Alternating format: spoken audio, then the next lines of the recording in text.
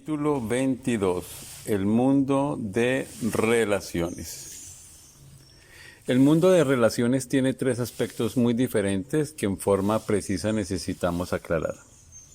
Primero, estamos relacionados con el cuerpo planetario, es decir, con el cuerpo físico. Segundo, vivimos en el planeta Tierra y por secuencia lógica estamos relacionados con el mundo exterior y con las cuestiones que atañen a nosotros, familiares, negocios, dinero, cuestiones del oficio, profesión, política, etcétera, etcétera, etcétera. Tercero, la relación del hombre consigo mismo. Para la mayoría de las gentes este tipo de relación no tiene la menor importancia. Desafortunadamente a la gente solo les interesan los dos primeros tipos de relaciones, mirando con la más absoluta indiferencia el tercer tipo. Alimentos, salud, dinero, negocios constituyen realmente las principales preocupaciones del animal intelectual equivocadamente llamado hombre. Ahora bien, resulta evidente que tanto el cuerpo físico como los asuntos del mundo son exteriores a nosotros mismos. El cuerpo planetario, cuerpo físico, a veces se encuentra enfermo, a veces sano, y así sucesivamente. Creemos siempre tener algún conocimiento de nuestro cuerpo físico, mas en realidad ni los mejores científicos del mundo saben mucho sobre el cuerpo de carne y hueso. No hay duda de que el cuerpo físico, dada su tremenda y complicada organización, está ciertamente mucho más allá de nuestra comprensión. En lo que respecta al segundo tipo de relaciones, somos siempre víctimas de las circunstancias. Es lamentable que todavía no hayamos aprendido a originar conscientemente las circunstancias. Son muchas las gentes incapaces de adaptarse a nada o a nadie o tener éxito verdadero en la vida. Al pensar en sí mismos desde el ángulo del trabajo esotérico gnóstico, se hace urgente averiguar con cuál de estos tres tipos de relaciones estamos en falta. Puede suceder el caso concreto de que estemos equivocadamente relacionados con el cuerpo físico y a consecuencia de ello estemos enfermos. Puede suceder que estemos mal relacionados con el mundo exterior y como resultado tengamos conflictos, problemas económicos y sociales, etcétera, etcétera, etcétera. Puede que estemos mal relacionados consigo mismos y que secuencialmente suframos mucho por falta de iluminación interior. Obviamente, si la lámpara de nuestra recámara no se encuentra conectada a la instalación eléctrica, nuestro aposento estará en tinieblas. Quienes sufren por falta de iluminación interior deben conectar su mente con los centros superiores de su ser. Incuestionablemente necesitamos establecer correctas relaciones no solo con nuestro cuerpo planetario, cuerpo físico, y con el mundo exterior, sino también con cada una de las partes de nuestro propio ser. Los enfermos pesimistas, cansados de tantos médicos y medicinas, ya no desean curarse y los pacientes optimistas luchan por vivir. En el casino de Montecarlo, muchos millonarios que perdieron su fortuna en el juego se suicidaron. Millones de madres pobres trabajan para sostener a sus hijos. Son incontables los aspirantes deprimidos que por falta de poderes psíquicos y de iluminación íntima han renunciado al trabajo esotérico sobre sí mismos. Pocos son los que saben aprovechar las adversidades. En tiempos de rigurosa tentación, abatimiento y desolación, uno debe apelar a la íntima recordación de sí mismo. En el fondo de cada uno de nosotros está la Tonantzin azteca, la Estela Maris, la Isis egipcia, Dios Madre, aguardándonos para sanar nuestro adolorido corazón. Cuando uno mismo se da el choque del recuerdo de sí, se produce realmente un cambio milagroso en todo el trabajo del cuerpo, de modo que las células reciben un alimento diferente.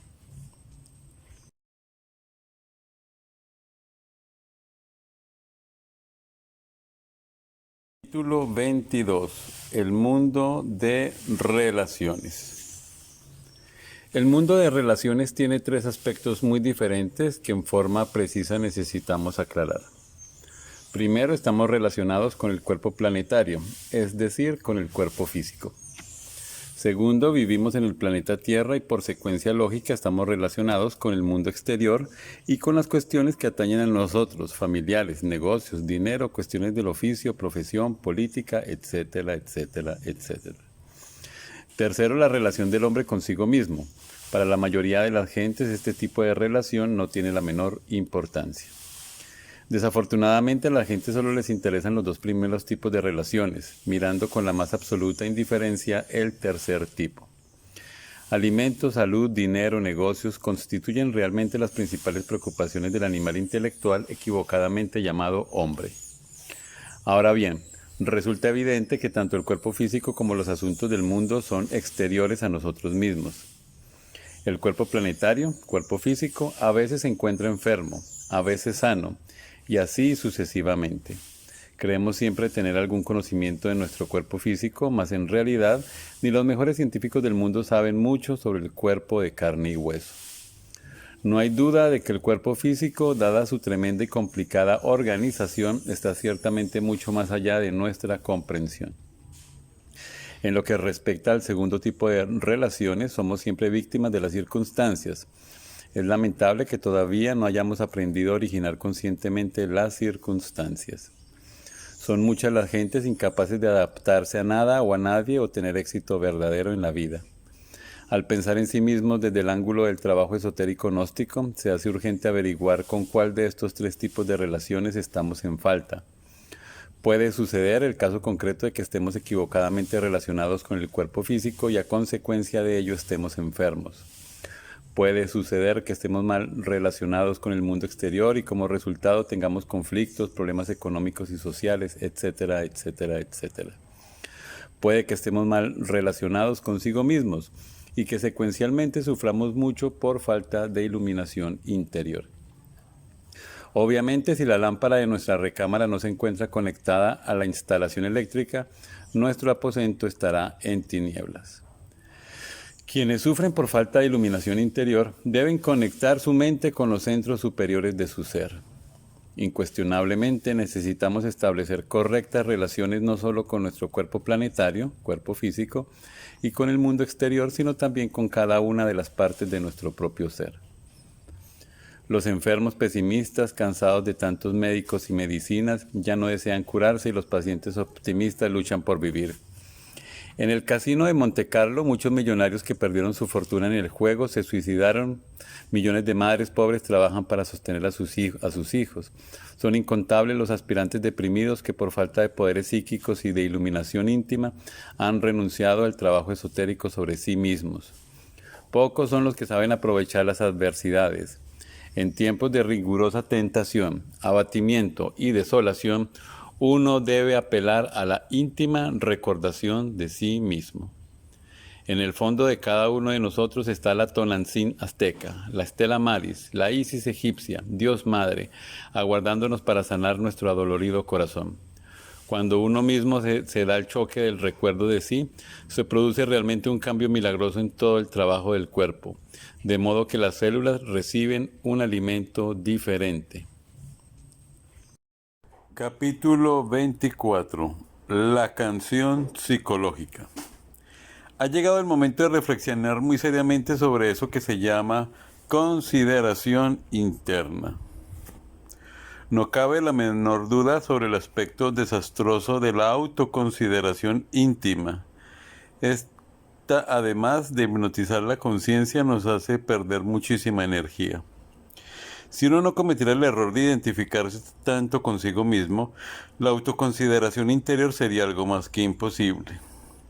Cuando uno se identifica consigo mismo, se quiere demasiado, siente piedad por sí mismo, se autoconsidera, piensa que siempre se ha portado muy bien con fulano, con sutano, con la mujer, con los hijos, etc., y que nadie lo ha sabido apreciar, etc.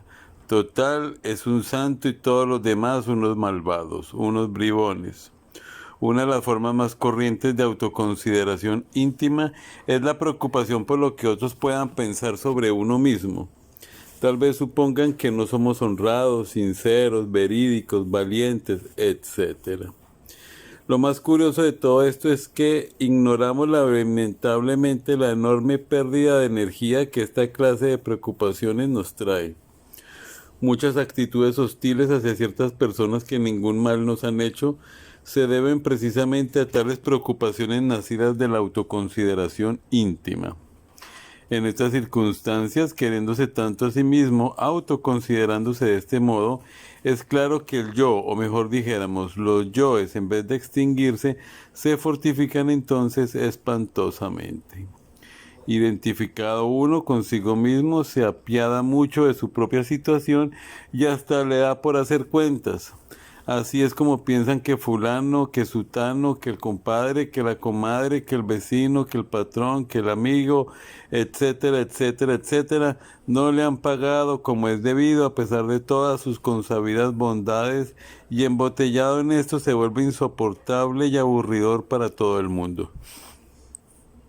Con un sujeto así prácticamente no se puede hablar, porque cualquier conversación es seguro que va a parar a su librito de cuentas y a sus tan cacareados sufrimientos.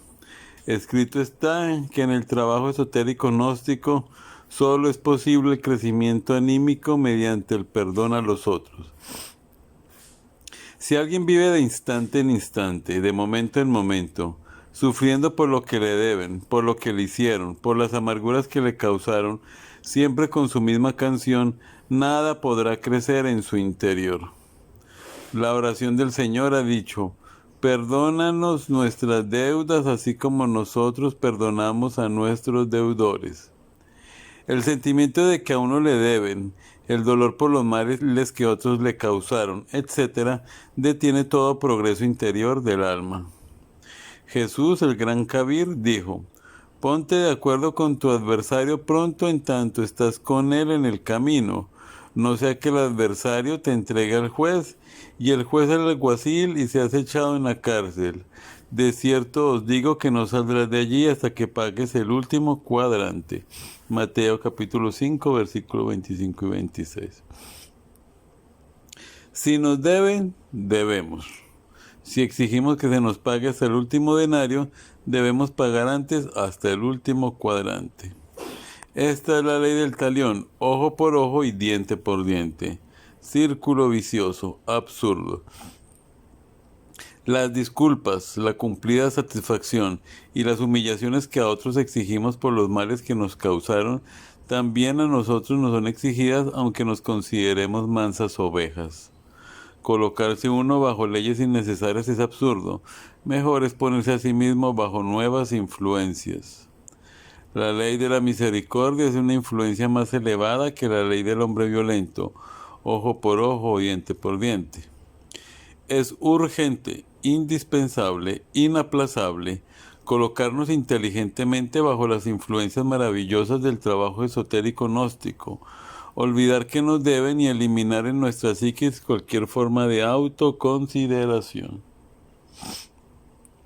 Jamás debemos admitir dentro de nosotros sentimientos de venganza, resentimiento, emociones negativas, ansiedades por los males que nos causaron, violencia, envidia, incesante recordación de deudas, etcétera, etcétera, etcétera. La gnosis está destinada a aquellos aspirantes sinceros que verdaderamente quieran trabajar y cambiar. Si observamos a las gentes, podemos evidenciar en forma directa que cada persona tiene su propia canción. Cada cual canta su propia canción psicológica. Quiero referirme en forma enfática a la cuestión esa de las cuentas psicológicas. Sentir que a uno le deben, quejarse, autoconsiderarse, etc.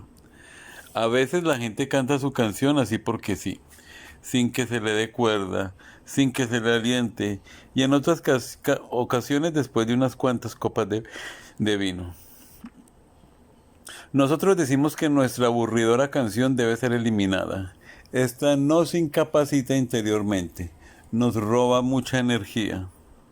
En cuestiones de psicología revolucionaria, alguien que canta demasiado bien, no nos estamos refiriendo a la hermosa voz ni al canto físico, ciertamente no puede ir más allá de sí mismo, se queda en el pasado. Una persona impedida por tristes canciones no puede cambiar su nivel del ser, no puede ir más allá de lo que es. Para pasar a un nivel superior del ser es preciso dejar de ser lo que se es. Necesitamos no ser lo que somos. Si continuamos siendo lo que somos, nunca podremos pasar a un nivel superior del ser. En el terreno de la vida práctica suceden cosas insólitas. Muy a menudo una persona cualquiera traba amistad con otra solo porque le es fácil cantarle su canción. Desafortunadamente, tal clase de relaciones termina cuando el cantante se le pide que se calle, que cambie el disco, que hable de otra cosa, etc.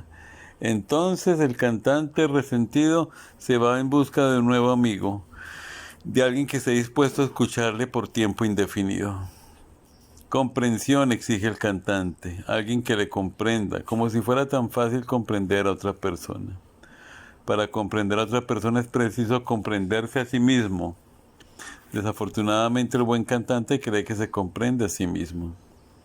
Son muchos los cantantes decepcionados que cantan la canción de ser comprendidos y sueñan con un mundo maravilloso donde ellos son las figuras centrales.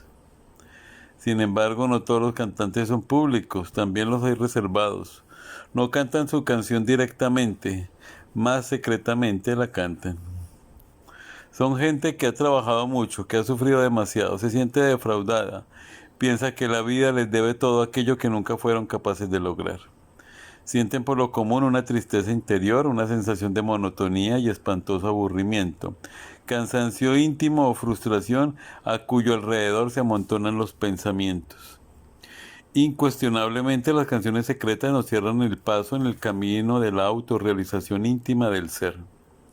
Desgraciadamente tales canciones interiores secretas pasan desapercibidas para sí mismos, a menos que intencionalmente las observemos. Obviamente toda observación de sí deja penetrar la luz en uno mismo, en sus profundidades íntimas. Ningún cambio interior podría ocurrir en nuestra psiquis a menos de ser llevado a la luz de la observación de sí. Es indispensable observarse a sí mismo estando solo, del mismo modo que al estar en relación con la gente. Cuando uno está solo, yoes muy diferentes, pensamientos muy distintos, emociones negativas, etc. se presentan. No siempre se está bien acompañado cuando se está solo. Es apenas normal, es muy natural estar muy mal acompañado en plena soledad. Los yoes más negativos y peligrosos se presentan cuando se está solo. Si queremos transformarnos radicalmente, necesitamos sacrificar nuestros propios sufrimientos. Muchas veces expresamos nuestros sufrimientos en canciones articuladas o inarticuladas. Capítulo 25. Retorno y recurrencia. Un hombre es lo que es su vida. Si un hombre no modifica nada dentro de sí mismo, si no transforma radicalmente su vida, si no trabaja sobre sí mismo, está perdiendo su tiempo miserablemente. La muerte es el regreso al comienzo mismo de su vida con la posibilidad de repetirla nuevamente. Mucho se ha dicho en la literatura pseudoesotérica y pseudoocultista sobre el tema de las vidas sucesivas. Mejor es que nos ocupemos de las existencias sucesivas. La vida de cada uno de nosotros con todos sus tiempos es siempre la misma, repitiéndose de existencia en existencia a través de los innumerables siglos. Incuestionablemente continuamos en la simiente de nuestros descendientes. Esto es algo que ya está demostrado. La vida de cada uno de nosotros en particular es una película viviente que al morir nos llevamos a la eternidad. Cada uno de nosotros se lleva su película y la vuelve a traer para proyectarla otra vez en la pantalla de una nueva existencia. La repetición de dramas, comedias y tragedias es un axioma fundamental de la ley de recurrencia. En cada nueva existencia se repiten siempre las mismas circunstancias. Los actores de tales escenas siempre repetidas son esas gentes que viven dentro de nuestro interior, los yoes. Si integramos esos actores, esos yoes que originan siempre las repetidas escenas de nuestra vida, entonces la repetición de tales circunstancias sería algo más que imposible. Obviamente sin actores no puede haber escenas, esto es algo irrebatible, irrefutable. Así es como podemos libertarnos de la ley de retorno y recurrencia, así podemos hacernos libres de verdad.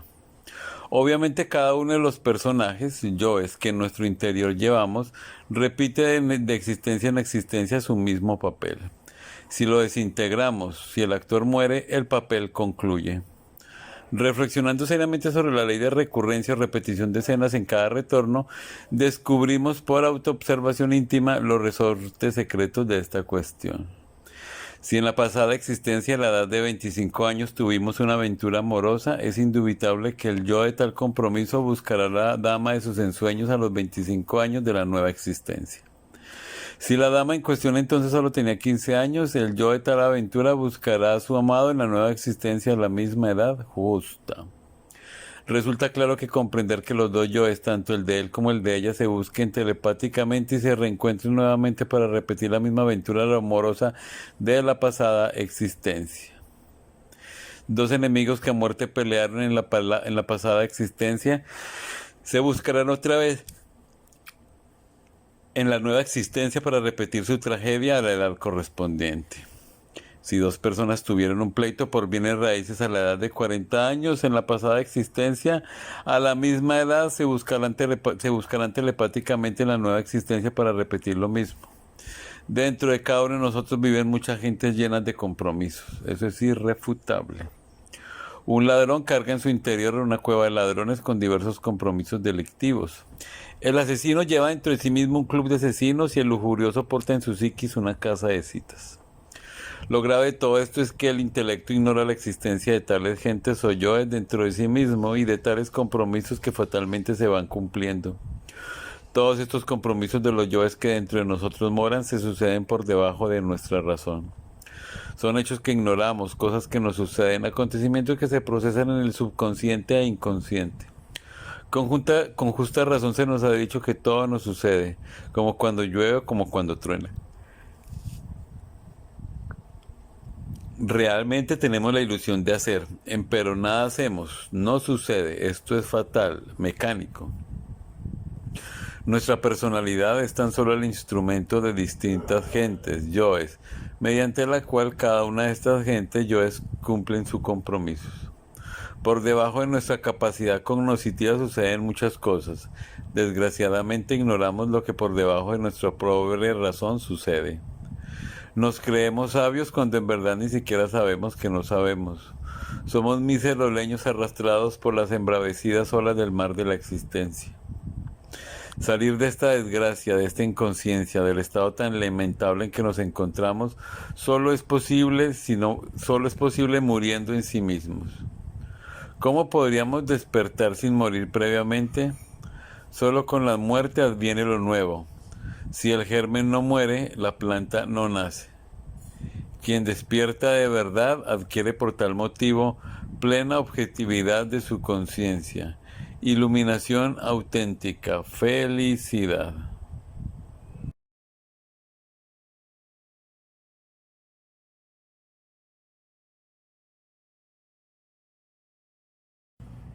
Capítulo 26. Autoconciencia infantil. Se nos ha dicho muy sabiamente que tenemos 97% de subconsciencia y 3% de conciencia.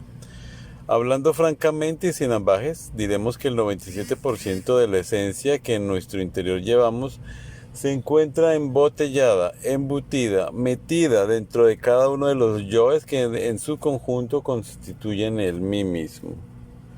Obviamente la esencia o conciencia enfrascada entre cada yo se procesa en virtud de su propio condicionamiento.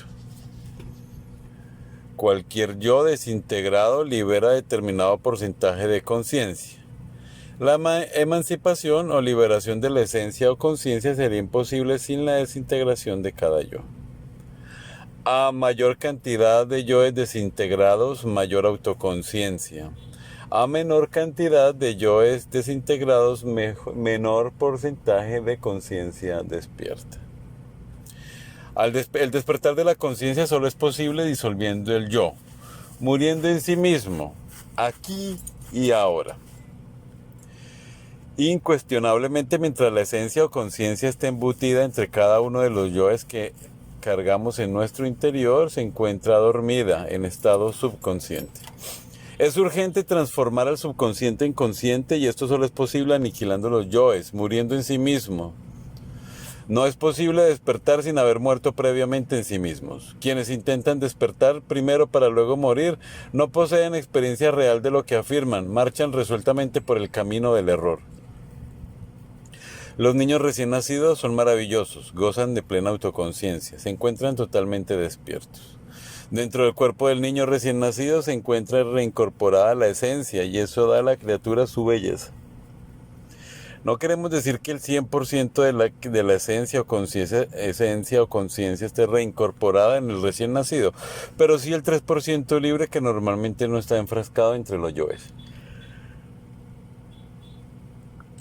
Sin embargo, ese porcentaje de esencia libre reincorporado entre el organismo de los niños recién nacidos les da plena autoconciencia, lucidez, etc. Los adultos ven al recién nacido con piedad, piensan que la criatura se encuentra inconsciente, pero se equivocan lamentablemente.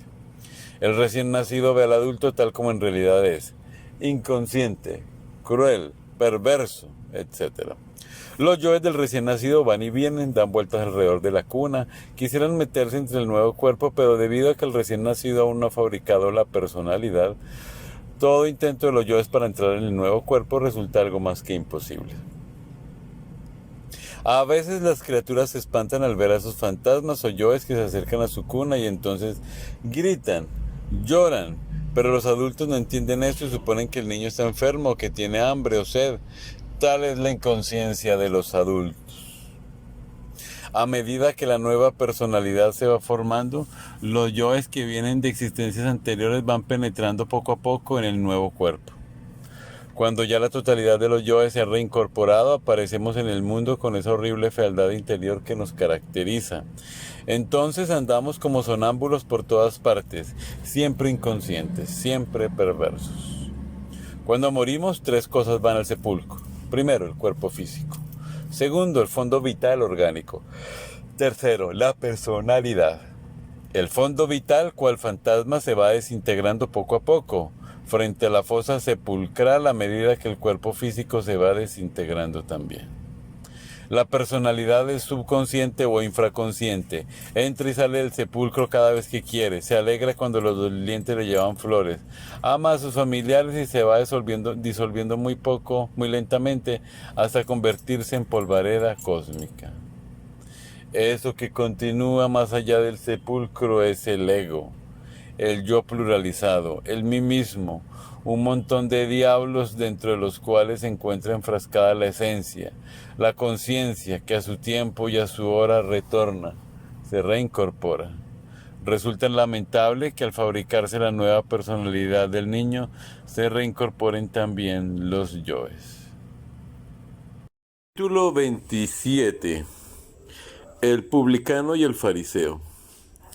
Reflexionando un poco sobre las diversas circunstancias de la vida, bien vale la pena comprender realmente las bases sobre las cuales descansamos. Una persona descansa sobre su posición, otra sobre el dinero, aquella sobre el prestigio, esta otra sobre su pasado, esta sobre tal o cual título, etcétera, etcétera, etcétera.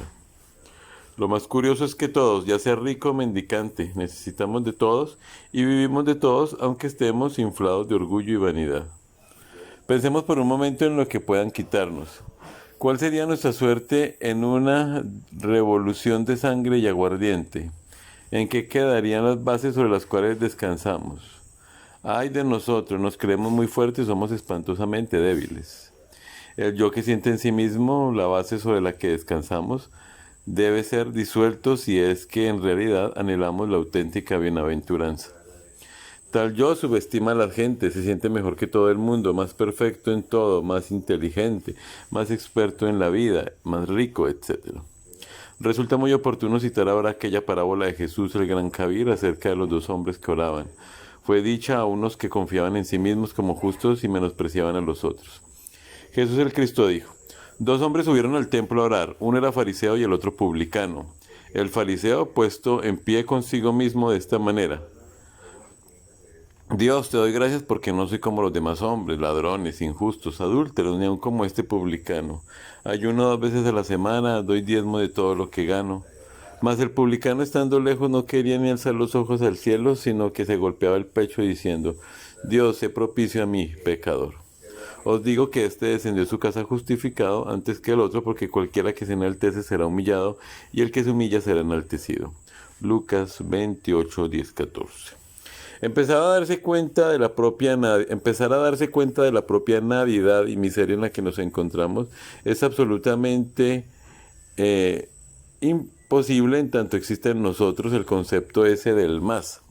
Ejemplos: yo soy más justo que aquel, más sabio que fulano, más virtuoso que sutano, más rico, más experto en las cosas de la vida, más casto, más cumplidor de sus deberes, etcétera, etcétera, etcétera. No es posible pasar a través del ojo de una aguja mientras seamos ricos, mientras en nosotros existe ese complejo del más. Es más fácil pasar por un camello por el ojo de una aguja que entrar un rico en el reino de Dios.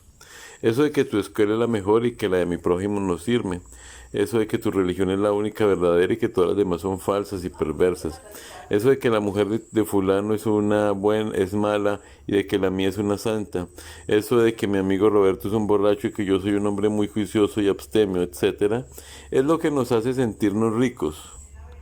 Motivo por el cual somos todos los camellos de la parábola bíblica con relación al trabajo esotérico. Es urgente observarnos de momento en momento con el propósito de conocer claramente los fundamentos sobre los que descansa. Cuando uno descubre aquello que más le ofende en un instante dado, la molestia que le dieron por tal o cual cosa, entonces descubre las bases sobre las cuales descansa psicológicamente. Tales bases constituyen, según el Evangelio cristiano, las arenas sobre las cuales se edificó su casa. Es necesario notar cuidadosamente cómo y cuándo despreció a los otros sintiéndose superior, tal vez debido al título o a la posición social o a la experiencia adquirida o al dinero, etcétera, etcétera, etcétera. Grave es sentirse uno rico, superior a fulano o a sutano, por tal o cual motivo. Gente así no puede entrar al reino de los cielos. Bueno es descubrir en qué se siente uno halagado, en qué es satisfecha su vanidad. Esto vendrá a mostrarnos los fundamentos sobre los que nos apoyamos. Sin embargo, tal clase de observación no debe ser cuestión meramente teórica. Debemos ser prácticos y observarnos cuidadosamente en forma directa, de instante en instante. Cuando uno comienza a comprender su propia miseria y nadidad, cuando abandona los delirios de grandeza, cuando descubre la necedad de tantos títulos, honores y vanas superioridades sobre nuestros semejantes, es señal inequívoca de que ya empieza a cambiar. Uno no puede cambiar si se aferra a eso que dice mi casa, mi dinero, mis propiedades, mi empleo, mis virtudes, mis capacidades intelectuales, mis capacidades artísticas, mis conocimientos, mi prestigio, etcétera, etcétera, etcétera.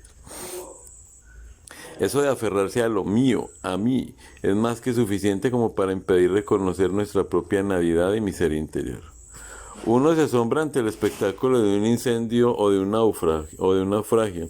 Entonces la gente desesperada se apodera muchas veces de cosas que dan risas, cosas sin importancia.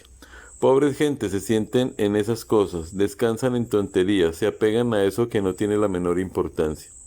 Sentirse a sí mismo por medio de las cosas exteriores, fundamentarse en ellas, equivale a estar en estado de absoluta inconsciencia. El sentimiento de la seidad, el ser real, solo es posible disolviendo todos esos yoes que en nuestro interior llevamos.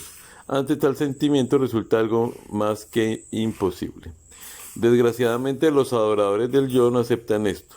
Ellos se creen dioses, piensan que ya poseen esos cuerpos gloriosos de que hablara Pablo de Tarso, suponen que el yo es divino, no hay quien les quite tales absurdos de la cabeza. Uno no sabe qué hacer con tales gente, se les explica y no entienden, siempre aferrados a las arenas sobre las cuales edificaron su casa, siempre metidos en sus dogmas, en sus caprichos, en sus necedades. Si esas gentes se observaran seriamente, verificarían por sí mismos la doctrina de los muchos, irían dentro de toda esa multiplicidad de personas o yo en que viven dentro de su interior. ¿Cómo podrían existir en nosotros el real sentimiento de nuestro verdadero ser cuando esos yoes están sintiendo por nosotros, pensando por nosotros? Lo más grave de toda esta tragedia es que uno piensa que está pensando, siente que está sintiendo, cuando en realidad es otro el que en un momento dado piensa con nuestro martirizado cerebro y siente con nuestro adolorido corazón. Infelices de nosotros, cuántas veces creemos estar amando y lo que sucede es que otro dentro de sí mismo, lleno de lujuria, utiliza el centro del corazón. Somos unos desventurados, confundimos a la pasión animal con el amor y sin embargo es otro dentro de sí mismo, dentro de nuestra propia personalidad, quien pasa por tales confusiones. Todos pensamos que jamás pronunciaremos aquellas palabras del fariseo en la parábola bíblica. Dios, te doy gracias porque no soy como los otros hombres, etc. Sin embargo, aunque parezca increíble, así procedemos diariamente. El vendedor del carne del mercado dice, yo no soy como los otros carniceros que venden carne de mala calidad y explotan a la gente. El vendedor de telas en la tienda exclama, yo no soy como otros comerciantes que saben robar al medir y que se han enriquecido. El vendedor de leche afirma, yo no soy como otros vendedores de leche que le ponen agua a la misma, me gusta ser honrado. La señora de casa comenta en visita lo siguiente, yo no soy como fulana que anda con otros hombres, soy gracias a Dios persona decente y fiel a mi marido. Conclusión, los demás son malvados, injustos, adúlteros, ladrones y perversos y cada uno de nosotros una mansa oveja, un santo adicto de chocolate, bueno, para tenerlo como un niño de oro en alguna iglesia. ¿Cuán necios somos? Pensamos a menudo que nunca hacemos todas esas tonterías y sin embargo sí las hacemos. Llegamos a la conclusión de que somos magníficas personas. Desgraciadamente no vemos las tonterías y mezquindades que hacemos. Existen extraños momentos en la vida en que la mente sin preocupaciones de ninguna clase se halla quieta. Cuando la mente está en silencio, adviene entonces lo nuevo. En tales instantes es posible ver las bases, los fundamentos sobre los cuales descansamos. Estando la mente en profundo reposo interior, podemos verificar por sí mismos la cruda realidad de esa arena de la vida sobre la cual edificamos la casa.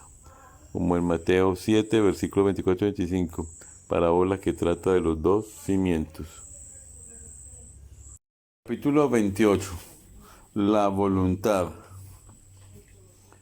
La gran obra es ante todo la creación del hombre por sí mismo, a base de trabajos conscientes y padecimientos voluntarios. La gran obra es la conquista interior de sí mismo, de nuestra verdadera libertad en Dios.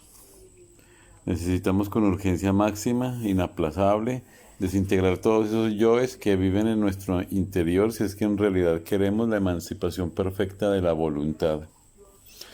Nicolás Flamel y Raimundo Lulio, pobres ambos, liberaron su voluntad y realizaron innumerables prodigios psicológicos que asombran.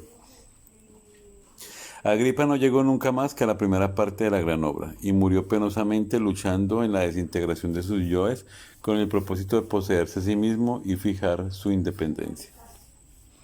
La independencia perfecta de la voluntad asegura al sabio el imperio absoluto sobre el fuego, el aire, el agua y la tierra. A muchos estudiantes de psicología contemporánea les parecerá exagerado lo que renglones arriba afirmamos en relación con el poder soberano de la voluntad emancipada. Sin embargo, la Biblia nos habla maravillas sobre Moisés. Según Filón, Moisés era un iniciado en la tierra de los faraones a orillas del Nilo, sacerdote de Osiris, primo del faraón, educado entre las columnas de Isis, la madre divina, y de Osiris, nuestro padre que está en secreto. Moisés era descendiente del patriarca Abraham, el gran mago caldeo, y del muy respetable Isaac. Moisés, el hombre que liberó el poder eléctrico de la voluntad, posee el don de los prodigios. Esto lo saben los divinos y los humanos. Así está escrito. Todo lo que las Sagradas Escrituras dicen sobre ese caudillo hebreo es ciertamente extraordinario, portentoso. Moisés transforma su bastón en serpiente, transforma una de sus manos en mano de leproso, luego le devuelve la vida. La prueba aquella del zarzal ardiente ha puesto en claro su poder. La gente comprende, se arrodilla y se prosterna. Moisés utilizó una vara mágica, emblema del poder real, del poder sacerdotal del iniciado en los grandes misterios de la vida y de la muerte. Ante el faraón, Moisés cambia en sangre el agua del Nilo. Los peces mueren, el río sagrado queda infectado. Los egipcios no pueden beber de él y las irrigaciones del Nilo derraman sangre por los campos. Moisés hace más, logra que aparezcan millonadas de ranas desproporcionadas, gigantescas, monstruosas, que salen del río e invaden las casas. Luego, bajo su gesto indicador de una voluntad libre y soberana, aquellas ranas horribles desaparecen.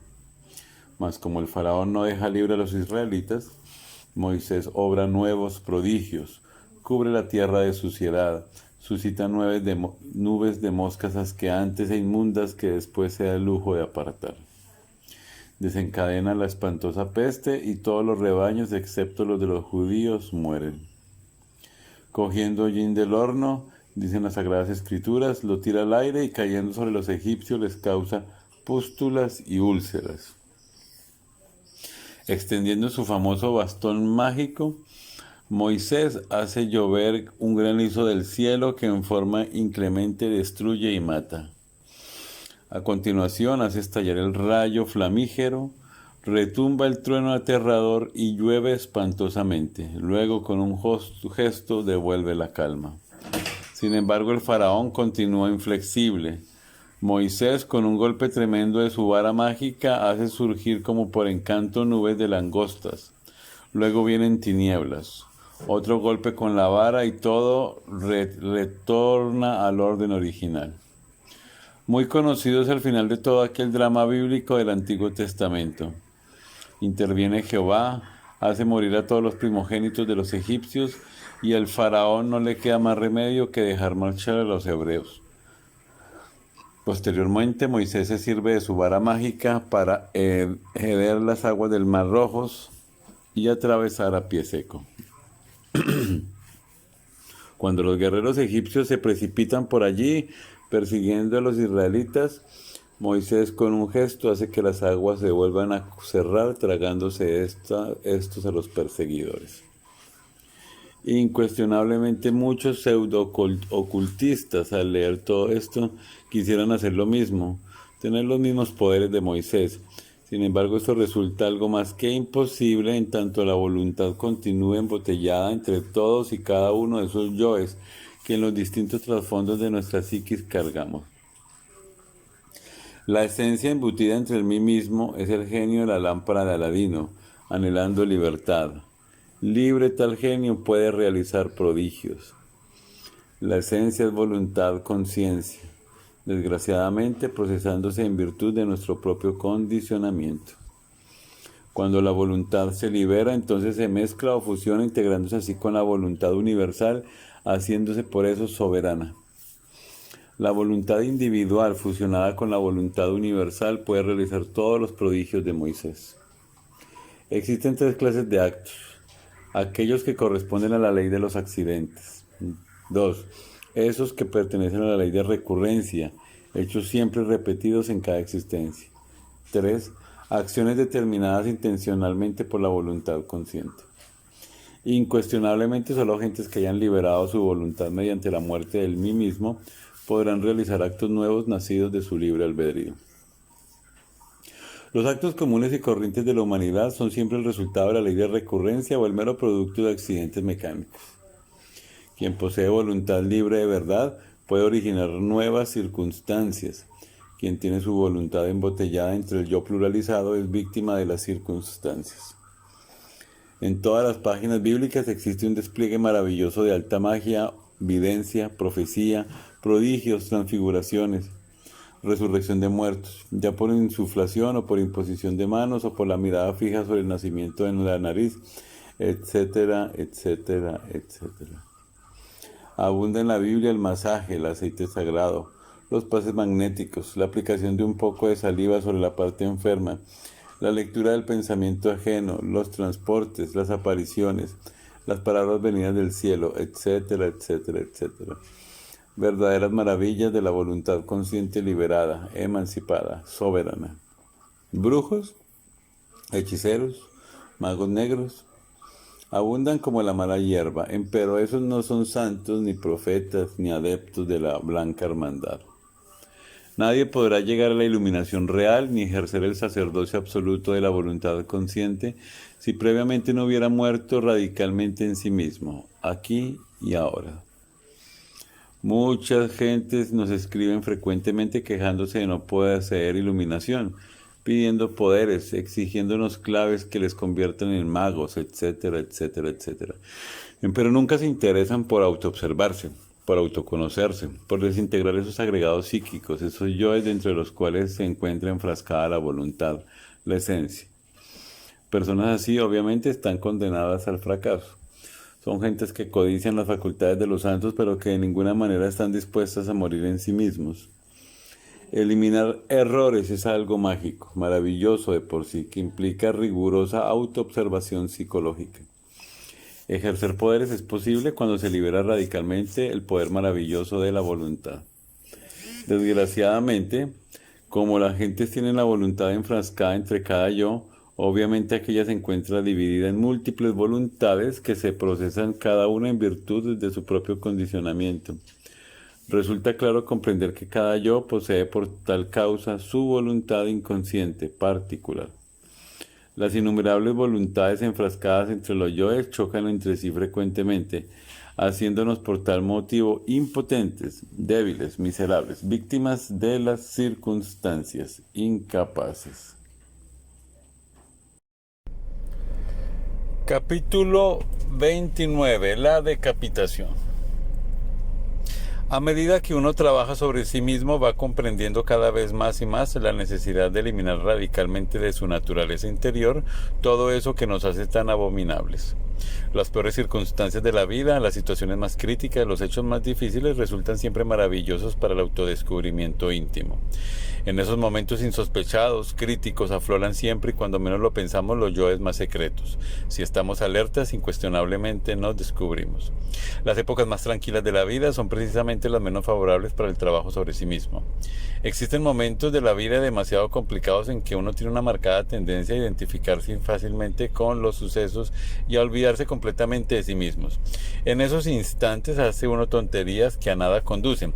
Si se estuviese alerta, si en esos mismos momentos, en vez de perder la cabeza, se acordase de sí mismo, descubriría con asombro ciertos yoes de los cuales jamás tuvo la más mínima sospecha de su posible existencia. El sentido de la autoobservación íntima se encuentra atrofiado en todo ser humano. Trabajando seriamente, autoobservándose de momento en momento, tal sentido se desarrollará en forma progresiva. A medida que el sentido de autoobservación prosiga su desarrollo mediante el uso continuo, nos iremos haciendo cada vez más capaces de percibir en forma directa aquellos yoes sobre los cuales jamás tuvimos dato alguno relacionado con su existencia. Ante el sentido de autoobservación íntima, cada uno de los yoes que en nuestro interior habitan asumen realmente esta o aquella figura secretamente afín con el defecto personificado por la misma. Indubitablemente la imagen de cada uno de estos yoes tiene cierto sabor psicológico inconfundible, mediante el cual aprehendemos, capturamos, atrapamos instintivamente su naturaleza íntima y el defecto que le caracteriza. En principio, el esoterista no sabe por dónde empezar, siente la necesidad de trabajar sobre sí mismo, pero se halla completamente desorientado. Aprovechando los momentos críticos, las situaciones más desagradables, los instantes más adversos. Si estamos alertas, descubriremos nuestros defectos sobresalientes, los yoes que debemos desintegrar urgentemente. A veces puede empezarse por la ira, por el amor propio, por el desdichado segundo de lujuria, etcétera, etcétera, etcétera. Es necesario tomar nota sobre todo en nuestros estados psicológicos diarios, que si es que de verdad queremos un cambio definitivo. Antes de acostarnos conviene que examinemos los hechos ocurridos en el día, las situaciones embarazosas, las carcajadas estruendosas de Aristófanes y la sonrisa sutil de Sócrates. Puede que hayamos herido a alguien con una carcajada, puede que hayamos enfermado a alguien con una sonrisa o con una mirada fuera de lugar. Recordemos que en el esoterismo puro, bueno es todo lo que está en su lugar, malo es todo lo que está fuera de lugar. El agua en su lugar es buena, pero si esta inundarle la casa estaría fuera de lugar, causaría daño, sería mala y perjudicial. El fuego en la cocina y dentro de su lugar, además de ser útil, es bueno. Fuera de su lugar, quemando los muebles de la sala, sería malo y perjudicial. Cualquier virtud, por santa que sea, en su lugar es buena, fuera de su lugar es mala y perjudicial. Con las virtudes podemos dañar a otros. Es indispensable colocar las virtudes en su lugar correspondiente. ¿Qué diríais de un sacerdote que estuviera predicando la palabra del Señor dentro de un prostíbulo? ¿Qué diríais de un varón manso y tolerante que estuviera bendiciendo a una cuadrilla de asaltantes que intentasen violar a su mujer e hijas? ¿Qué diríais de esa clase de tolerancia llevada al exceso? ¿Qué pensaríais sobre la actitud caritativa de un hombre que en vez de llevar comida a casa repartiese el dinero entre mendicantes del vicio? ¿Qué opinaríais sobre el hombre servicial que en un instante dado prestase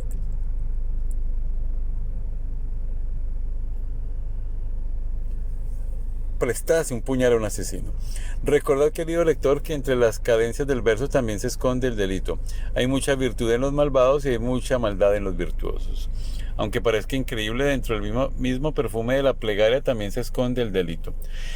El delito se disfraza de santo, usa las mejores virtudes, se presenta como mártir y hasta oficia en los templos sagrados. A medida que el sentido de la autoobservación íntima se desarrolla en nosotros mediante el uso continuo, podremos ir viendo todos esos yoes que sirven de fundamento básico a nuestro temperamento individual, ya sea este último sanguíneo o nervioso, flemático o bilioso. Aunque usted no lo crea, querido lector, detrás del temperamento que poseemos se esconden entre las más remotas profundidades de nuestra psiquis las creaciones diabólicas más execrables. Ver tales creaciones, observar esas monstruosidades del infierno entre las cuales se halla embotellada nuestra mismísima conciencia, se hace posible con el desarrollo siempre progresivo del sentido de autoobservación íntima. En tanto un hombre no haya disuelto estas creaciones del infierno, estas aberraciones de sí mismos, indubitablemente en lo más hondo, en lo más profundo, continuará siendo algo que no debiera existir, una deformidad, una abominación. Lo más grave de todo esto es que el abominable no se da cuenta de su propia abominación, se cree bello, justo, buena persona y hasta se queja de la incomprensión de los demás. Lamenta la ingratitud de sus semejantes, dice que no le entienden, llora afirmando que le deben, que le han pagado con moneda negra, etcétera, etcétera, etcétera. El sentido de la autoobservación íntima nos permite verificar por sí mismos y en forma directa el trabajo secreto mediante el cual en tiempo dado estamos disolviendo tal o cual defecto psicológico, posiblemente descubierto en condiciones difíciles y cuando menos lo sospechábamos. ¿Habéis pensado tú alguna vez en la vida sobre lo que más os agrada o desagrada? ¿Tú habéis reflexionado sobre los resortes secretos de la acción? ¿Por qué queréis tener una bella casa? ¿Por qué deseáis tener un coche último modelo? ¿Por qué queréis estar siempre a la última moda? ¿Por qué codiciáis y no ser codicioso? ¿Qué es lo que más te ofendió en un momento dado? ¿Qué es lo que más os halagó ayer? ¿Por qué os sentisteis superior a fulano o a fulana de tal en determinado instante? ¿A qué hora te sentiste superior a alguien? ¿Por qué te engreíste al relatar tus triunfos? ¿No pudisteis callar cuando murmuraban de otra persona conocida? ¿Recibisteis copas de licor por cortesía? Y cuando te justificas a ti mismo y cuando te alabas y cuando cuentas tus triunfos y los relatas repitiendo lo que antes dijiste a los demás, comprendiste que eras vanidoso. El sentido de la autoobservación íntima, además de permitirte ver claramente al yo que estáis disolviendo, te permitirá también ver los resultados patéticos y definitivos de tu trabajo interior. En principio, estas creaciones del infierno, estas aberraciones psíquicas que desgraciadamente te caracterizan, son más feas y monstruosas que las bestias más horrendas que existen en el fondo de los mares o en las selvas más profundas de la tierra. Conforme avances en vuestro trabajo, podéis evidenciar mediante el sentido de la autoobservación interior el hecho sobresaliente de que aquellas abominaciones van perdiendo volumen, se van empequeñeciendo. Resulta interesante saber que tales bestialidades, conforme decrecen en tamaño, conforme pierden volumen y se empequeñecen, ganan en belleza, asumen lentamente la figura infantil, por último se desintegran y se convierten en polvareda cósmica. Entonces la esencia enfrascada se libera, se emancipa, la conciencia despierta. Indubitablemente la mente no puede alterar fundamentalmente ningún defecto psicológico. Obviamente el entendimiento puede darse el lujo de rotular un defecto con tal o cual nombre, de justificarlo, de pasarlo de un nivel a otro, etc., mas no podría por sí mismo aniquilarlo o desintegrarlo. Necesitamos urgentemente de un poder flamígero superior a la mente, de un poder que sea capaz por sí mismo de reducir tal o cual defecto psicológico a mera polvareda cósmica. Afortunadamente existe en nosotros ese poder serpentino, ese fuego maravilloso que los viejos alquimistas medievales bautizaron con el nombre misterioso de Stella Maris, la Virgen del Mar, el Azoe de la ciencia de Hermes, la Tonantzin de México azteca, esa derivación de nuestro propio ser íntimo. Dios Madre en nuestro interior, simbolizado siempre con la serpiente sagrada de los grandes misterios. Si después de haber observado y comprendido profundamente tal o cual defecto psicológico, tal o cual yo, suplicamos a nuestra Madre Cósmica particular, pues cada uno de nosotros tiene la suya propia, que desintegre, reduzca a polvareda cósmica este o aquel defecto, aquel yo, motivo de nuestro trabajo interior, podéis estar seguro de que el mismo defecto perderá volumen y lentamente se pulverizará. Todo esto implica naturalmente sucesivos trabajos de fondo, siempre continuos, pues ningún yo puede ser desintegrado jamás instantáneamente. El sentido de autoobservación íntima podrá ver el avance progresivo del trabajo relacionado con la abominación que nos interesa desintegrar. Stella Maris, aunque parezca increíble, es la asignatura astral de la potencia sexual humana. Obviamente Stella Maris tiene el poder efectivo para desintegrar las aberraciones que en nuestra mente cargamos. La decapitación de Juan el Bautista es algo que nos invita a la reflexión. No será posible ningún cambio psicológico radical si antes no pasáramos por la decapitación. Nuestro propio ser derivado, Tonantzin, Stella Maris, como potencia eléctrica desconocida para la humanidad entera y que se halla latente en el fondo mismo de nuestra psiquis, ostensiblemente goza del poder que le permite decapitar a cualquier yo antes de la desintegración final. Stella Maris es el fuego filosofal que se encuentra latente en nuestra máquina orgánica. Los impulsos psicológicos pueden provocar la acción intensiva de tal fuego y entonces la decapitación se hace posible. Algunos yoes suelen ser decapitados al comienzo del trabajo psicológico, otros en el medio y los últimos al final. Stella Maris, como potencia ígnea sexual que tiene conciencia plena del trabajo de realizar y realiza la decapitación en el momento oportuno, en el instante adecuado. En tanto no se haya producido la desintegración de todas estas abominaciones psicológicas, de todas estas lascivias, de todas estas maldiciones, robos, envidia, adulterio, secreto, manifiesto, inhibición de dinero, ambición de poderes psíquicos, lujuria, aun cuando nos creamos personas honorables, cumplidoras de la palabra, sinceras, corteses, caritativas, hermosas en el interior, etc., obviamente no pasaremos de ser más de que sepulcros blanqueados, hermosos por fuera pero por dentro llenos de podredumbre. La erudición libre es que la pseudosapiencia, la información completa sobre las Sagradas Escrituras, ya sean estas de Oriente o de Occidente, del Norte o del Sur, o el pseudo-ocultismo, el pseudo-esoterismo, la absoluta seguridad de estar bien documentados, el sectarismo intransigente con pleno conocimiento, etcétera, de nada sirve porque en realidad solo existe en el fondo eso que ignoramos, creaciones del infierno, maldiciones monstruosas que se esconden detrás de una cara bonita, tras el rostro venerable, bajo el ropaje santísimo del líder sagrado, detrás de los títulos. Tenemos que ser sinceros consigo mismos, preguntarnos qué es lo que queremos, si hemos venido a la enseñanza gnóstica por mera curiosidad o si de verdad lo que queremos es la decapitación, la santidad.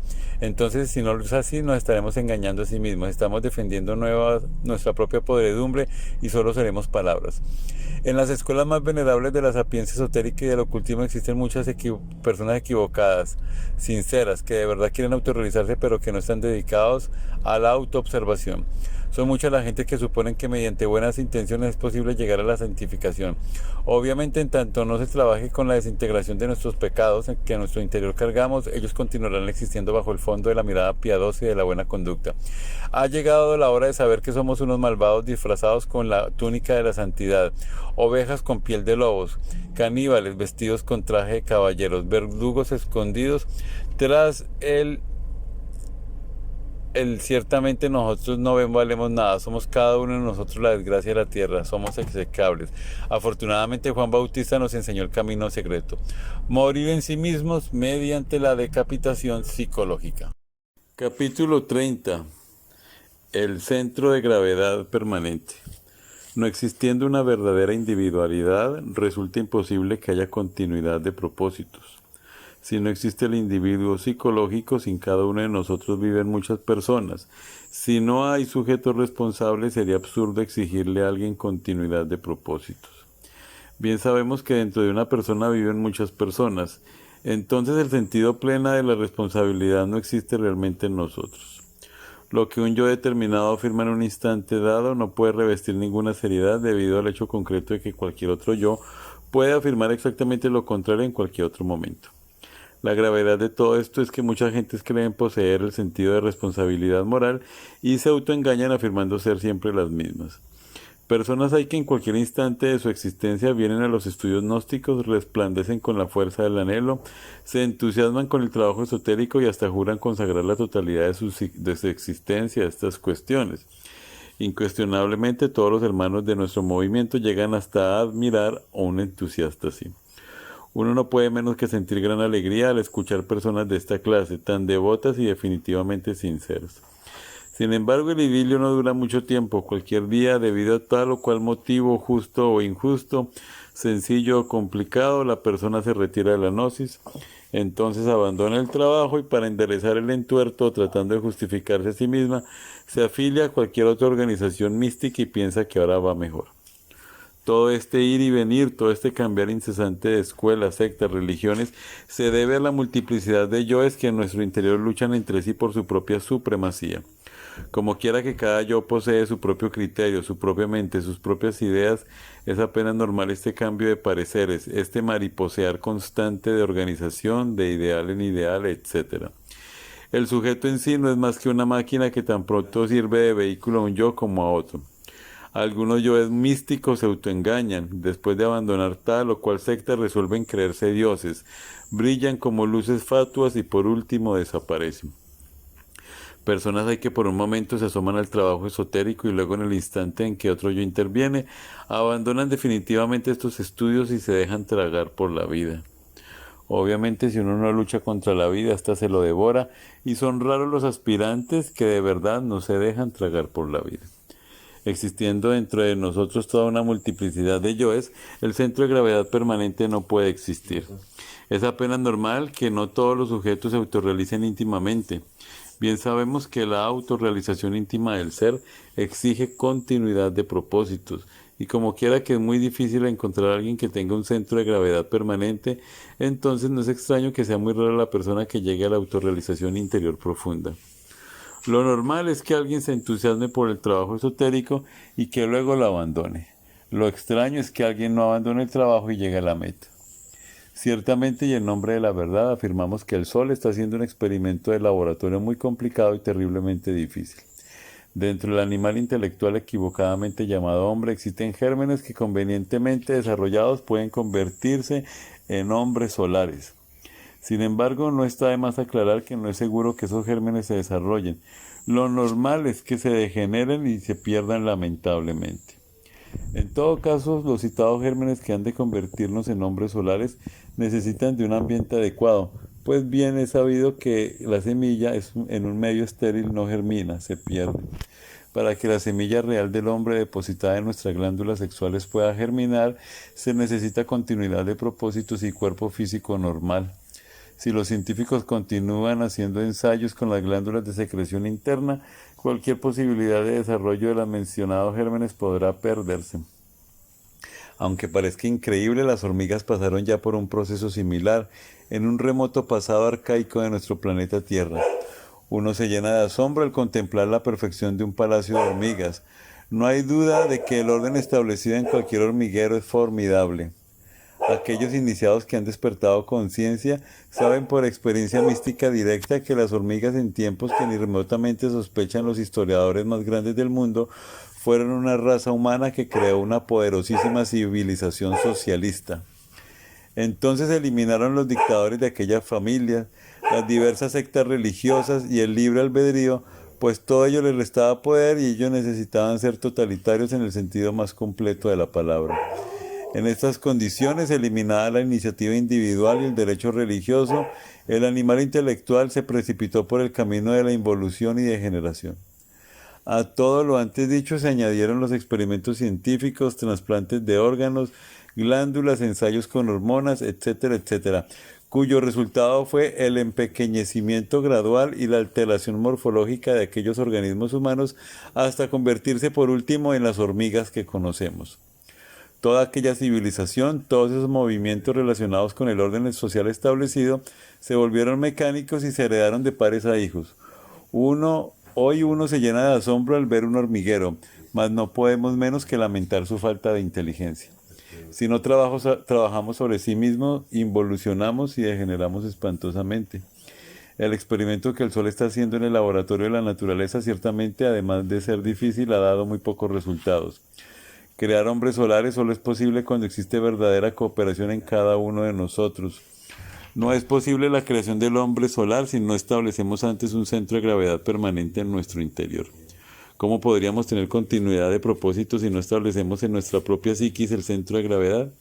Cualquier raza creada por el Sol ciertamente no tiene otro objetivo en la naturaleza que el de servir a los intereses de esta creación y el experimento solar.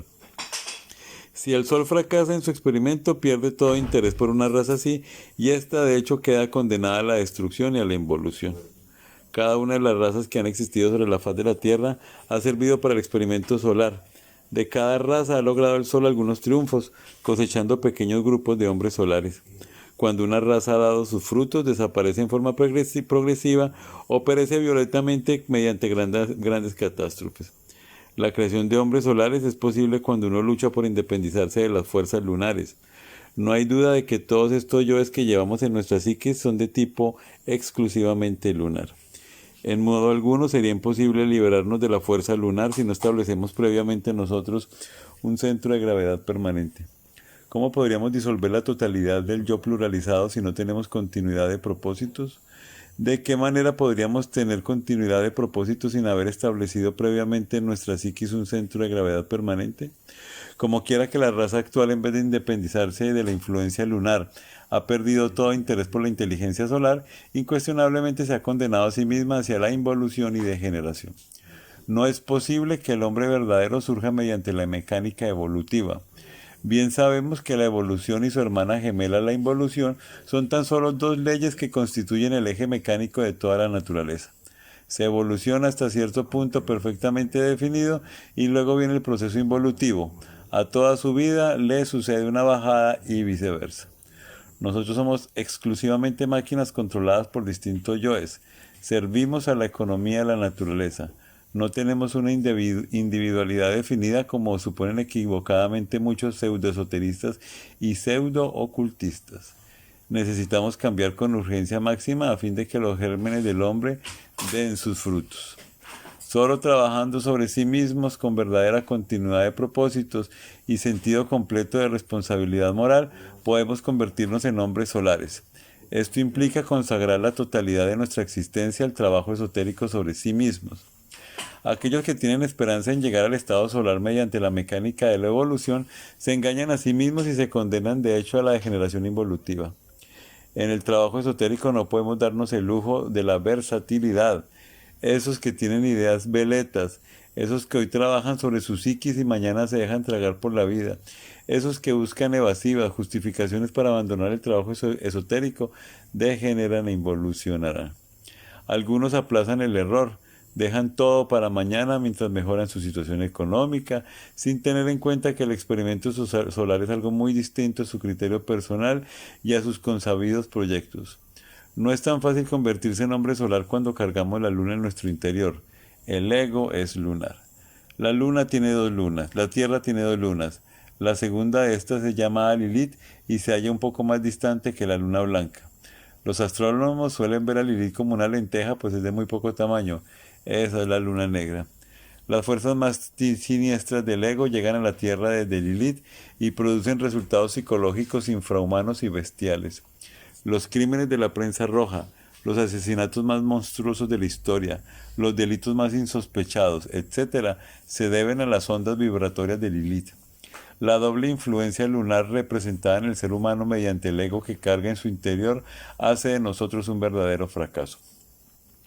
Si no vemos la urgencia de entregar la totalidad de nuestra existencia al trabajo sobre sí mismos, con el propósito de liberarnos de la doble fuerza lunar, terminaremos tragados por la luna, involucionando, degenerando cada vez más y más dentro de ciertos estados que bien podríamos calificar de inconscientes e infraconscientes. Lo grave de todo esto es que no poseemos la verdadera individualidad. Si tuviéramos un centro de gravedad permanente, trabajaríamos de verdad seriamente hasta lograr el estado solar. Hay tantas disculpas en estas cuestiones, hay tantas evasivas, existen tantas atracciones fascinantes que de hecho suele hacerse casi imposible comprender por tal motivo la urgencia del trabajo esotérico. Sin embargo, el pequeño margen que tenemos del libre albedrío y la enseñanza gnóstica orientada hacia el trabajo práctico podrían servirnos de basamento para nuestros nobles propósitos relacionados con el experimento solar. La mente veleta no entiende lo que aquí estamos diciendo. Lee este capítulo y posteriormente lo olvida. Viene después otro libro y otro y al final concluimos afiliándonos a cualquier institución que nos venda pasaporte para el cielo, que nos hable en forma más optimista, que nos asegure comodidades en el más allá. Así son las gentes, meras marionetas controladas por hilos invisibles, muñecos mecánicos con ideas veletas y sin continuidad de propósitos. Capítulo 31. El trabajo esotérico gnóstico. Es urgente estudiar la gnosis y utilizar las ideas prácticas que en esta obra damos para trabajar seriamente sobre sí mismos. Sin embargo, no podríamos trabajar sobre sí mismos con la intención de disolver tal o cual yo sin haberlo observado previamente. La observación de sí mismo permite que penetre un rayo de luz en nuestro interior. Cualquier yo se expresa en la cabeza de un modo, en el corazón de otro modo y en el sexo de otro modo. Necesitamos observar al yo que en un momento dado hayamos atrapado. Urge verlo en cada uno de estos tres centros de nuestro organismo. En relación con otra gente, si estamos alertas y vigilantes como el vigía en época de guerra, nos autodescubrimos. Recuerde usted a qué hora le hirieron su vanidad, su orgullo, qué fue lo que más le contrarió en el día, por qué tuvo esa contrariedad, cuál fue su causa secreta. Estudie esto, observe su cabeza, corazón y sexo. La vida práctica es una escuela maravillosa. En la interrelación podemos descubrir esos yoes que en nuestro interior cargamos. Cualquier contrariedad, cualquier incidente puede conducirnos mediante la autoobservación íntima al descubrimiento de un yo, ya sea este de amor propio, envidia, celos, ira, codicia, sospecha, calumnia, lujuria, etcétera, etcétera, etcétera. Necesitamos conocernos a sí mismos antes de poder conocer a los demás. Es urgente aprender a ver el punto de vista ajeno. Si nos ponemos en el lugar de los demás, descubrimos que los defectos psicológicos que a otros endilgamos los tenemos muy sobrados en nuestro interior. Amar al prójimo es indispensable, mas uno no podría amar a otros si antes no aprende a ponerse en la posición de otra persona en el trabajo esotérico. La crueldad continuará existiendo sobre la faz de la tierra en tanto no hayamos aprendido a ponernos en el lugar de otros. Mas si uno no tiene el valor de verse a sí mismo, ¿cómo podría colocarse en el lugar de otros? ¿Por qué habríamos de ver exclusivamente la parte mala de otras personas? La antipatía mecánica hacia otra persona que por vez primera conocemos indica que no sabemos ponernos en el lugar del prójimo, que no amamos al prójimo, que tenemos la conciencia demasiado dormida. ¿Nos cae muy antipática determinada persona? ¿Por qué motivo? Tal vez bebe. Observémonos. ¿Estamos seguros de nuestra virtud? ¿Estamos seguros de no cargar en nuestro interior el yo de la embriaguez? Mejor sería que al ver un borracho haciendo payasadas dijéramos, este soy yo, ¿qué payasadas estoy haciendo? ¿Es usted una mujer honesta y virtuosa y por ello le cae mal cierta dama? ¿Siente antipatía por ella? ¿Por qué? ¿Se siente muy segura de sí misma? ¿Cree usted que dentro de su interior no carga con el yo de la lujuria? ¿Piensa que aquella dama desacreditada por sus escándalos y lascivias es perversa? ¿Está usted segura de que en su interior no existe la lascivia y perversidad que usted ve en la otra mujer? Mejor sería que se autoobservase íntimamente y que en profunda meditación ocupase el lugar de aquella mujer a quien aborrece. Es urgente valorizar el trabajo esotérico gnóstico. Es indispensable comprenderlo y apreciarlo si es que en realidad anhelamos un cambio radical. Se hace indispensable saber amar a nuestros semejantes. Estudiar la gnosis y llevar esta enseñanza a todas las gentes. De lo contrario caeremos en el egoísmo. Si uno se dedica al trabajo esotérico sobre sí mismo, pero no da la enseñanza a los demás, su progreso íntimo se torna muy difícil por falta de amor al prójimo. El que da recibe y mientras más dé más recibirá, pero al que nada da hasta lo que tiene le será quitado. Esa es la ley. Capítulo 32. La oración en el trabajo. Observación, juicio y ejecución son los tres factores básicos de la disolución. Primero se observa, segundo se enjuicia y tercero se ejecuta. A los espías en la guerra primero se les observa, segundo se les enjuicia, tercero se les fusila. En la interrelación existe autodescubrimiento y autorrevelación. Quien renuncia a la convivencia con sus semejantes, renuncia también al autodescubrimiento. Cualquier incidente de la vida, por insignificante que parezca, indubitablemente tiene por causa un actor íntimo en nosotros, un agregado psíquico, un yo. El autodescubrimiento es posible cuando nos encontramos en estado de alerta percepción, alerta novedad. yo descubierto en flagrante debe ser observado cuidadosamente en nuestro cerebro, corazón y sexo. Un yo cualquiera de lujuria podría manifestarse en el corazón como amor, en el cerebro como un ideal, mas al poner atención al sexo sentiríamos cierta excitación morbosa inconfundible. El enjuiciamiento de cualquier yo debe ser definitivo. Necesitamos sentarle en el banquillo de los acusados y juzgarle despiadadamente. Cualquier evasiva justificación, consideración debe ser eliminada, si es que en verdad queremos hacernos conscientes del yo que anhelamos extirpar de nuestra psiquis. Ejecución es diferente. No sería posible ejecutar a un yo cualquiera sin haberle previamente observado y enjuiciado. Oración en el trabajo psicológico es fundamental para la disolución. Necesitamos de un poder superior a la mente si es que en realidad deseamos desintegrar tal o cual yo.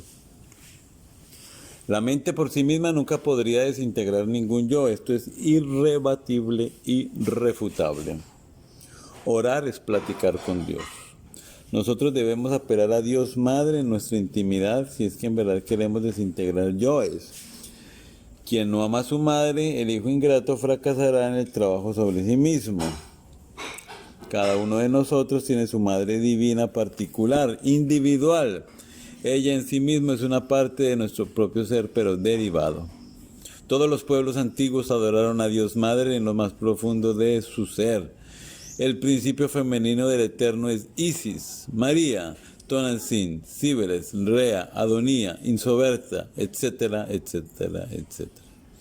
Si en lo meramente físico tenemos padre y madre, en lo más hondo de nuestro ser tenemos también a nuestro Padre que está en secreto y a nuestra divina madre Kundalini. Hay tantos padres en el cielo cuantos hombres en la tierra. Dios Madre, nuestra propia intimidad, es el aspecto femenino de nuestro Padre que está en secreto. Él y ella son ciertamente las dos partes superiores de nuestro ser íntimo. Indudablemente, Él y ella son nuestro mismo ser real, más allá del yo de la psicología. Él se desdobla en ella y manda, dirige, instruye. Ella elimina los elementos indeseables que en nuestro interior llevamos a condición de un trabajo continuo sobre sí mismo. Cuando hayamos muerto radicalmente, cuando todos los elementos indeseables hayan sido eliminados después de muchos trabajos conscientes y padecimientos voluntarios, nos fusionaremos e integraremos con el Padre Madre. Entonces seremos dioses terriblemente divinos más allá del bien y del mal. Nuestra Madre Divina particular, individual, mediante sus poderes flamígeros, puede reducir a polvareda cósmica cualquiera de esos tantos yoes que haya sido previamente observado y enjuiciado. En modo alguno sería necesaria una fórmula específica para rezarle a nuestra Madre Divina interior. Debemos ser muy naturales y simples al dirigirnos a ella. El niño que se dirige a su madre nunca tiene fórmulas especiales, dice lo que sale de su corazón y eso es todo. Ningún yo se disuelve instantáneamente. Nuestra Divina Madre debe trabajar y hasta sufrir muchísimo antes de lograr la aniquilación de nuestro yo. Volveos introvertidos, dirigid vuestra plegaria hacia adentro, buscando dentro de vuestro interior a vuestra Divina Señora y con súplicas sinceras podéis hablarle, rogarle que desintegre aquel yo que hayáis previamente observado y enjuiciado. El sentido de autoobservación íntima, conforme se vaya desarrollando, os permitirá verificar el avance progresivo de vuestro trabajo. Comprensión, discernimiento son fundamentales. Sin embargo, se necesita algo más si es que en realidad queremos desintegrar el mí mismo. La mente puede darse el lujo de rotular cualquier defecto, pasarlo de un departamento a otro, exhibirlo, esconderlo, etc. Mas nunca podría alterarlo fundamentalmente. Se necesita de un poder especial, superior a la mente, de un poder flamígero capaz de reducir a cenizas cualquier defecto. Stella Maris, nuestra Divina Madre, tiene ese poder. Puede pulverizar cualquier defecto psicológico. Nuestra Madre Divina vive en nuestra intimidad más allá del cuerpo, los afectos y la mente. Ella es por sí misma un poder ígneo superior a la mente. Nuestra Madre Cósmica particular, individual, posee sabiduría, amor y poder. En ella existe absoluta perfección. Las buenas intenciones y la repetición constante de las mismas de nada sirven, a nada conducen. De nada serviría repetir, no seré lujurioso, los yoes de la lascivia de todas maneras continuarán existiendo en el fondo mismo de nuestra psiquis. De nada serviría repetir diariamente, no tendré más ira, los yoes de la ira continuarán existiendo en nuestros fondos psicológicos. De nada serviría decir diariamente, no seré más codicioso, los yoes de la codicia continuarían existiendo en los diversos trasfondos de nuestra psiquis. De nada serviría apartarnos del mundo y encerrarnos en un convento o vivir en alguna caverna. Los yoes dentro de nosotros continuarían existiendo. Algunos anacoretas, cavernarios a base de rigurosas disciplinas, llegaron al éxtasis de los santos y fueron llevados a los cielos donde vieron y oyeron cosas que a los seres humanos no les es dado comprender. Sin embargo, los yoes continuaron existiendo en su interior. Incuestionablemente la esencia puede escaparse del yo a base de rigurosas disciplinas y gozar del éxtasis. Empero, después de la dicha, retorna al interior del mí mismo. Quienes se han acostumbrado al éxtasis sin haber disuelto el ego, creen que ya alcanzaron la liberación, se autoengañan creyéndose maestro y hasta ingresan a la involución sumergida. Jamás nos pronunciaríamos contra el arrobamiento místico, contra el éxtasis y la felicidad del alma en ausencia del ego. Solo queremos poner énfasis en la necesidad de disolver yoes para lograr la liberación final. La esencia de cualquier anacoreta disciplinado acostumbrado a escaparse del yo repite tal hazaña después de la muerte del cuerpo físico. Goza por un tiempo del éxtasis y luego vuelve como el genio de la lámpara de Aladino al interior de la botella. Al ego, al mí mismo. Entonces no le queda más remedio que retornar a un cuerpo físico con el propósito de repetir su vida sobre el tapete de la existencia. Muchos místicos que desencarnaron en las cavernas de los Himalayas en el Asia Central ahora son personas vulgares, comunes y corrientes en este mundo a pesar de que sus seguidores todavía les adoren y veneren. Cualquier intento de liberación, por grandioso que éste sea, si no tiene en cuenta la necesidad de disolver el ego, está condenado al fracaso.